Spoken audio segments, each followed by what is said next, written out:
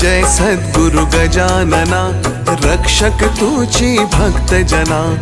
निर्गुण तू परमात्मा तू, सगुण रूपात गजानन तू।